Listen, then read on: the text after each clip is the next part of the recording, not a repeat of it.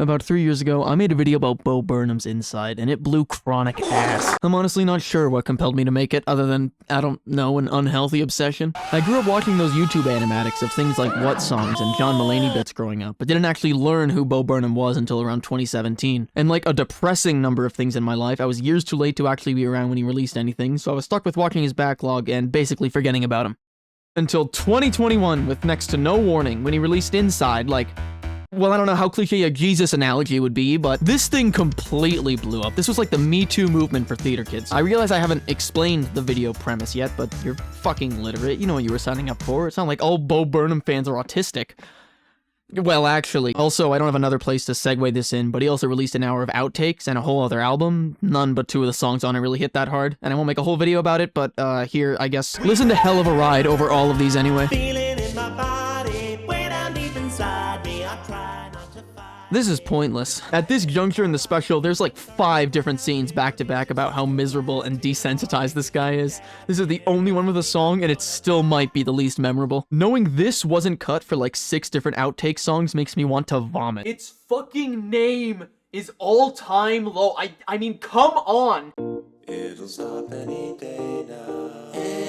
This list basically starts at 18, I wouldn't count either of these two. In my initial ranking, I described this as nicely optimistic and a good note to end it on, which I was bombarded by people yearning to tell me how wrong that interpretation was. I mean, Christ, guys, glass half full wouldn't fucking kill you. Nowadays, I don't see it as lightly as I did then, nor as depressingly as others. The echoing chorus feels very disassociated from itself. Not like a man trying to convince himself said event will stop any day now, more like that's the only conclusion one could come to. The whole thing gives an aura of limbo.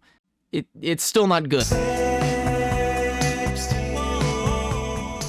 I'm gonna be real with you, this one just sucks. The song Kill Yourself, about killing yourself, had more nuance than this. Typically, there's 3 types of Bo Burnham songs. Genuine attempts at mesmerizing art, satire songs with more tongue-in-cheek than me being molested, or parody songs wrapped in so many layers of irony it should be a dietary restriction. This sucks at being any of those 3, and also just doesn't sound good. I get being isolated and alone, the go-to shtick is sex, and I'm not gonna keep leaning on this like a crutch, but 5 years is right there and serves that angle way better. This list feels really negative so far, but that's kind of how lists that start at the bottom work, I guess. Who needs a coffee 'cause I'm doing a run? I'm writing down the orders now for everyone. This is more a conduit to the bit following the song than a song itself, and that's the only memorable part of it by that fact. There's clearly only thought put into the song of how it's used afterwards, and that's fine. It serves its purpose well. It just doesn't mean it's rising up any lists or anything. This isn't even the most naked he gets. As someone who isn't turning 30, I don't exactly resonate with this song, and I know that means I'm not qualified to talk about it either, so I'll keep this short. The lighting parlor tricks here are some of the best, and I like the moans? Why did I write that down? The build-up's long, but it works, I think, and it's around this song you really start to see how far we're going past what he expected out of this and how it's getting to him. And it also serves as a really nice intermission song. Well, never mind then. I'm gonna set the stage for this one. So we're well into the second half of the show, and we're coming off one of the heaviest songs in the lineup. Mr. Burnham is showing signs of what I can only describe as manic bliss, proclaiming he's never gonna finish the special and has found peace in that. It crescendos into him acknowledging he's not even talking to anyone, cussing nobody out, then instantly jump cutting to Jeffrey Bezos, Jeffrey Bezos. This shit is gold to me. There's nothing notable about the song other than it being the second of 4 songs dedicated to Jeffrey Bezos. This is Socrates-esque in its genius, which is to pretentiously say it's not. Pour me a drink and clear my schedule. I'm a FaceTime. With the benefit of hindsight, this one's really just kind of forgettable. I'm sure the FaceTiming with my mommers won't be too happy to hear that. Narratively, this song comes just off the heels of comedy, and it's just too early on to leaving any lasting impact. As overused as the phrase is, I can really just sum up this song with mid. I think it's befitting Bo's earliest work in this marathon after the opening is the least challenging of anything. It's safe and comfortable because this project hasn't artistically challenged him so far. Did I just say autistic? Did I just call it retarded? I feel like shit.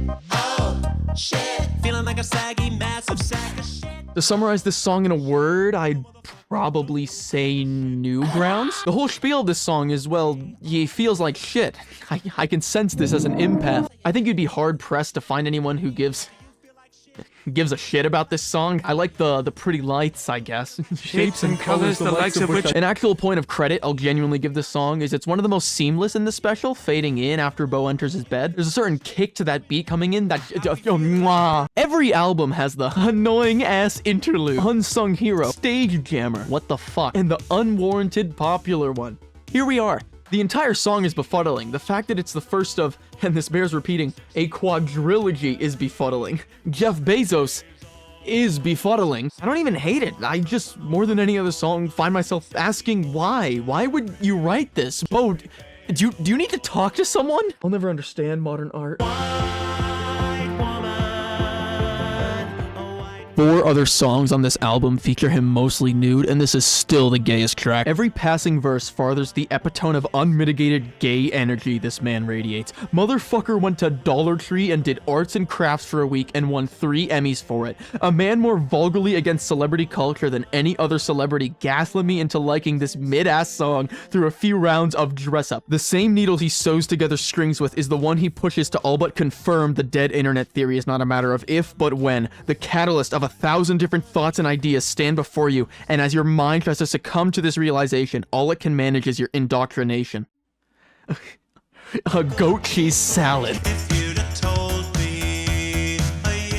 Oh, baby, this one really gets you riled up, you know? Like, that intro makes me want to run through a wall. More than others, I really associate this song with Inside and not with Bo. I wonder if anyone's noticed I have literally zero know-how of music theory, and the only language I use to describe these songs is... It's like, man, this goes hard. Times are changing, I'm getting old. The song's biggest flaw is probably that it's too meta. Like, once we're at the point of criticizing the lyrics of the previous verse of the same song, it's like, look, we get it. That being said, it's still really good at being meta. It's kind of like the good ending of that woman who did the apology video with the ukulele. Bo's wit is at its best here, and the lyricism is a highlight with... God, do I fucking hear myself? The lyricism's a real highlight. What the fuck am I doing? Okay, before the next one, I want to take this break to go back to that initial video and see what kind of comments I've ignored for the last 3 years on it. Wow, content at 15. Utter madness, I tell you. Madness. That's, you know what, that's actually fair. I moved it up. Sexting better than content. Okay, how high I have sexting? What is wrong with me? I will agree that Problematic is severely slept on. Some people having it outside of the top 10 is tragic. That is true. Bo Burmius Bo Burnham song. You're goddamn right. I think, I said that describing comedy, I think. That's kind of bars. I might use that again, actually. Nice job on this. 50-year-olds are not boomers. We are Gen X. Shut the fuck. I know it's been 2 years, but you should do this for what and make happy too. Hey, I know it's been 1 year, but now shoo. Okay. Now I really love your video. I'm still drunk, by the way. Personally, my number 1 is white woman's Instagram, and I fully realize that it's because of my personal emotion. Yeah, no, I completely I always feel as though I struggle to function when I don't have anyone around me. I judge myself way too harshly and undermine my talent. What the dude? Fuck, relax. Jesus Christ, stop therapy post. It's a phenomenal song and truly my favorite of the special, and even my favorite of all time. It meant that much to me. Sorry for the rambling. Fuck, now I'm just sad. Putting All Eyes on Me at number 8 is All Eyes on Me is my I'm glad All Eyes on personal Me isn't number number 1 in your opinion. All Eyes on Me is 2 and Goodbye is 1. You can interchange them. Get a load of it. Okay, so standout opinion is people really don't like I had All Eyes on Me at number 8.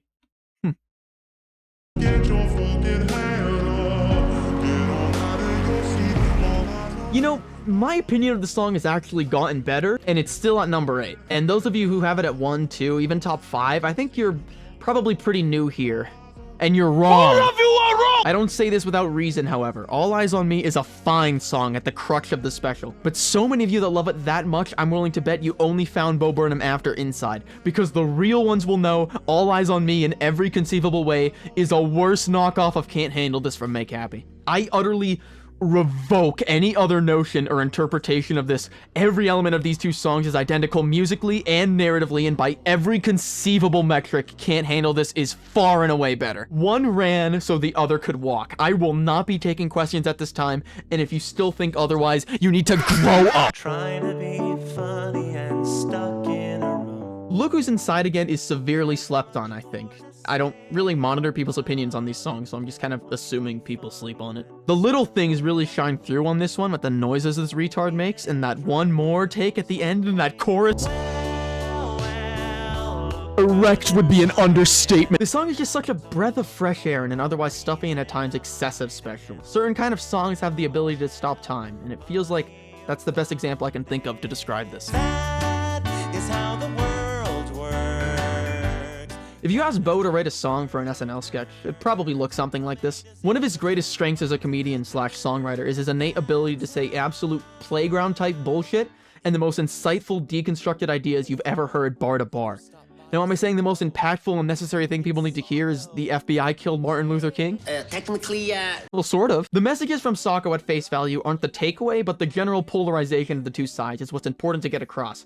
I'm talking about a guy in a sock. You know what I mean? Maybe. I'm actually not sure. How are you feeling?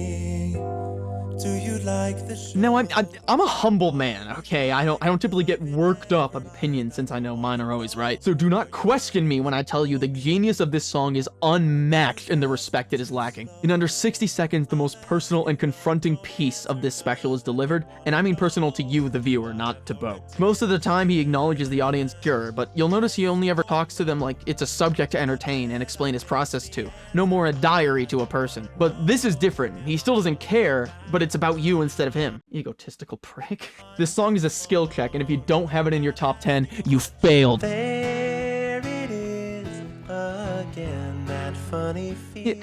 It feels wrong to do my stupid little routine on this song. I'm the biggest cynic I know, and even this is kind of depressing. The standouts here are the lyrics being Bo's second best work. One goes without saying. The surreal atmosphere it envelops you as it whisks you into this perspective of how fucked everything is. Or how Twitter users feel all the time. The whole song is one long Onion article in which none of it is made up and all of it's depressing. Every other song when it gets introspective or personal feels like a stage play compared to this, to the point where this song feels out of place somewhat. I don't really know how to segue out of this. Here's something, I don't know. Healing the world with comedy, making a... What did I say earlier? This is the Burmiest Bo Burnham song. I like to think this one is so jam-packed and upbeat because he wasn't sick of doing this shit again yet.